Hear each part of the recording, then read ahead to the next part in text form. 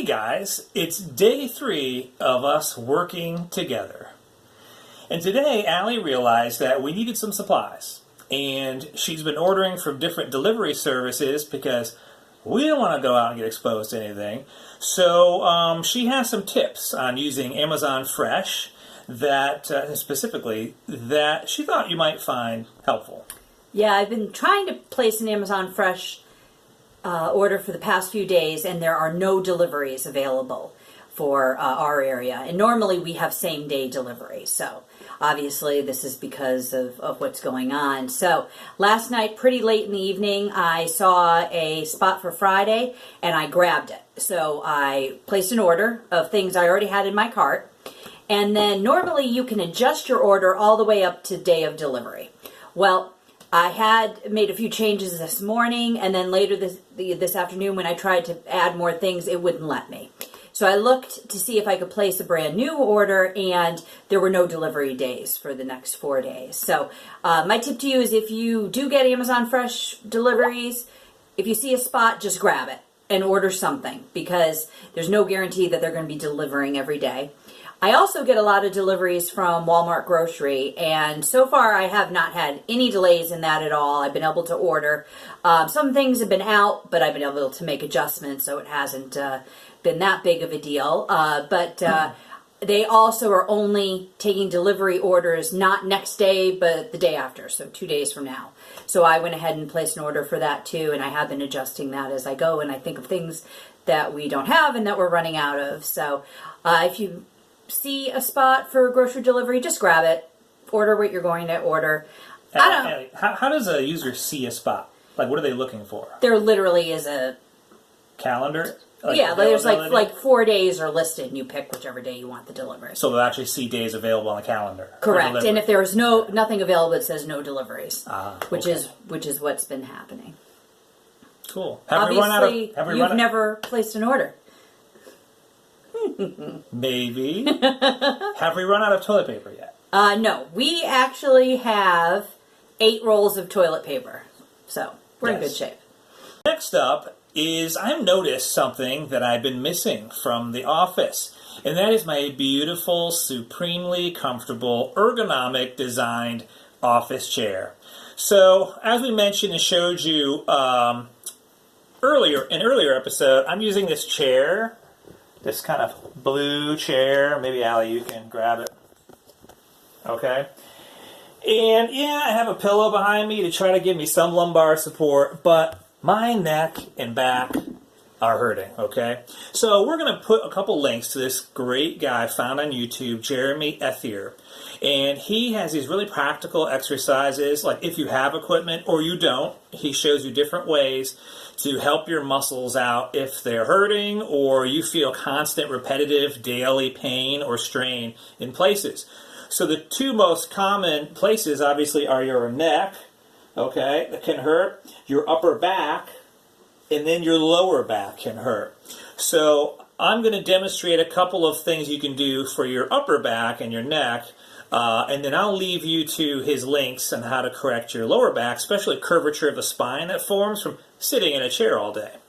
So the first thing, the easiest thing you can do at home right now in your, your office chair that you might have, maybe it's not such a good one, not ergonomic, maybe you're using a kitchen or dining room chair temporarily, is you can put your arms behind your back and just lean back over the top of that chair. And then you just want to breathe as normally as you can for 10 counts. And then release, okay? This is stretching these critical upper back muscles, and it feels really good. And you want to do that like 3 times in a row, and kind of as often as you need. Don't go crazy, but maybe a few times a day, a couple times a day. Anyway, Jeremy will tell you in the linked YouTube video. He will demonstrate that. There's a couple of other exercises you can do. Also, just let's see his video for specifics, but there's like a faux push-up type thing that helps correct rounded shoulders. He's got some exercises to help your back, and they're really easy, do at home, no equipment required, and they've really helped me out personally in my life. Okay. You gonna do them now? Yeah. Oh, okay. All right, next up, Oh, should I demonstrate? Yes. Okay, so grab the camera and go over there. So I'm going to show you a couple of exercises that I've learned from Jeremy. Again, links below. That you can do at home with minimal equipment. And a couple of pieces of equipment that I bought off Amazon. I have this roller, okay, that I'm going to roll around on the ground with in a second.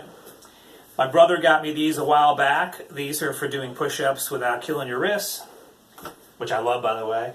And the other thing, guys, is like a little 5-pound resistance band. Okay, so here's what you can do. The first one I want to demonstrate actually is like a faux push-up. So normally when you do a push-up with these, all right, you go all the way down, you bend your arms and all that. But to help your rounded shoulders, what you do is actually you just put the weight and let your body sink, but your shoulders stay high and your arms stay stiff. And that feels so good on my shoulders. Okay, so that's the first one.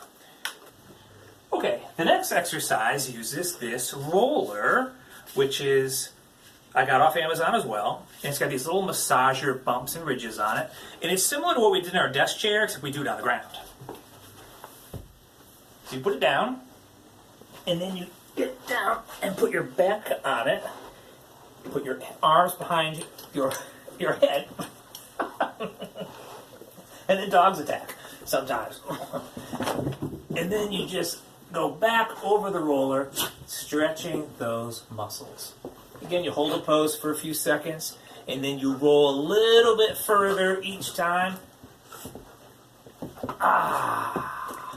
And that's the roller method. Again, feels really good. Okay. Last one I have is this resistance band. The other thing I got on Amazon is like 5 pounds resistance. And you just hold your hands, you stretch it apart a little bit.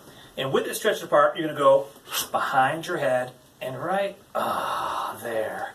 It feels so good, stretching those muscles, especially after sitting in a chair for hours at a time, slumped over, hunched over, typing on a keyboard, staring at a monitor. Oh, it feels so good. Okay, and the rest of the exercises, again, are going to be in the comments. Look for those links. Well, I thoroughly enjoy watching Phil exercise. All right, guys, that's it for day 3 of working together. Stay safe, stay healthy out there, stay isolated. See you next time.